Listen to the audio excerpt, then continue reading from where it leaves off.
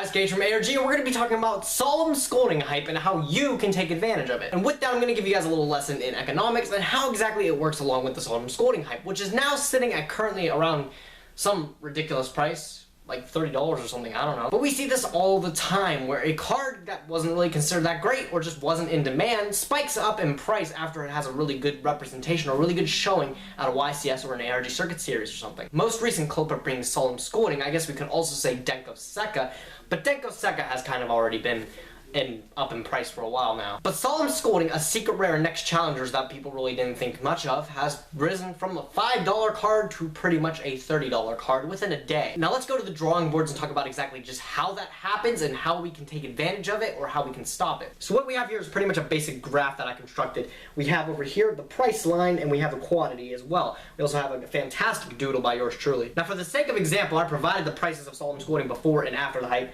$5 and $30. I don't know if that's necessarily correct, but it doesn't really need to prove a point. And down here I have the quantity of Solemn Scoldings in rotation or for sale, and I'll explain that in a moment. Trend line. Now with the basic trend line, we can pretty much conclude that with a high demand becomes a high price as well as a high quantity of cards being released into the market. The quantity pretty much encompasses everyone that is selling the card at the high price, because if you're not selling the card at the high price when the hype is real, you're not selling the card at all pretty much. Which then brings me to the demand line that I drew. Looking at where I placed the demand line before the hype, it was at a $5 card with a pretty much a basic quantity of cards being in the market. There was people selling them, but there wasn't really people buying them, which had just a basic quantity of cards. Maybe the card just wasn't worth putting up on eBay or something, which is why people didn't put it up there at the time. That's why there's just a basic quantity there. Now suppose YCS or an ARG circuit series just revealed Solemn Scolding as a ridiculous broken card, even though it might not be. I don't know, that's your opinion. Now let's move the demand line up a bit and see exactly what happens. Bada bing bada boom, we got this line over here. This line represents the change of the demand line and what exactly it affects. And as we can see, the quantity of the cards that gets flooded in the market goes up because after the people all buy them out, which it'll go down for a very short time, I just dropped my pen. After it goes down, there's going to be a whole bunch in the market that people are trying to get rid of it for its increased hype price, which then increases the quantity, which then we already discussed also increases the price because of the demand. So now we have this ridiculous pricing that people are charging, and we have people that are willing to pay that much at the hype price. This could be considered the peak price, we could say. So what if $30 happens to become the top price that this card comes? Well, what happens from there? Eventually, what's going to happen is everybody that needed that Solemn Scolding at the moment, they had a regional next weekend, the Mafia showed up and they're asking for all the Scoldings. I don't know what your issue is. You needed it. Everyone that absolutely, positively needed that Solemn Scolding at that price is going to eventually get it, or they're just not going to buy it. Then what's going to happen is that demand line is shortly going to decrease, and if we follow the trend line that I placed here, we can tell that the price is going to go down as well as the quantity. It'll drop ever so slightly to $27, and maybe people, after that, they get it if they think it's cheap enough, and after that, it'll go back down again. It'll go back down, back down, back down. I don't think it'll ever get back to $5, but it very might well. Now, the period of time is never set in stone exactly when this demand line will increase. It just does it over time naturally. Whether it be reprints, whether it be after sneak peek, if that's when you're picking them up, or whether it even just be, you know, decrease in popularity.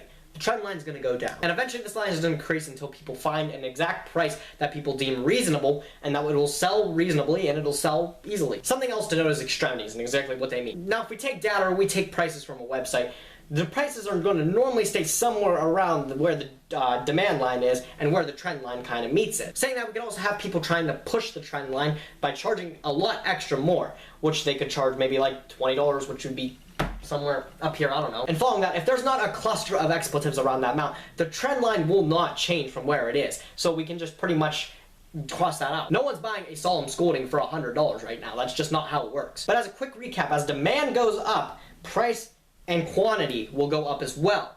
And as demand goes down, price and quantity will go down. I wish I had a whiteboard right now. That would actually come in really handy. I wouldn't have to do that. Shout out to Aleximo for the idea of using this whole graph thing. So what have we learned? How can you take advantage of this? If you happen to have a card that's been recently hyped and you want to sell it, don't try to sell it around the hype price.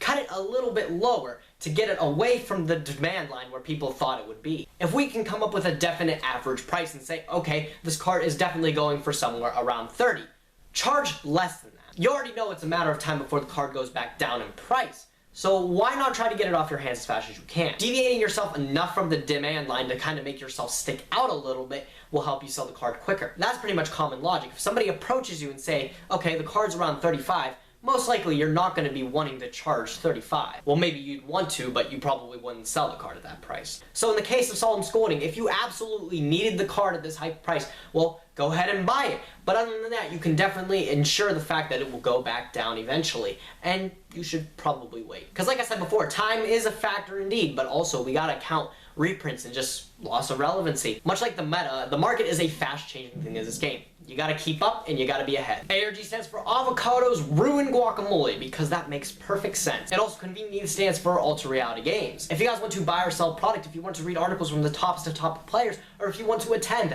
high-level events, ultrarealitygames.com is your place to go check out. Be sure to like our Facebook fan page and subscribe to our Twitch stream if you haven't already. But as always, I thank you guys for watching. Be sure to like, comment, and subscribe, and I will catch you guys next time. Gage from ARG, signing out.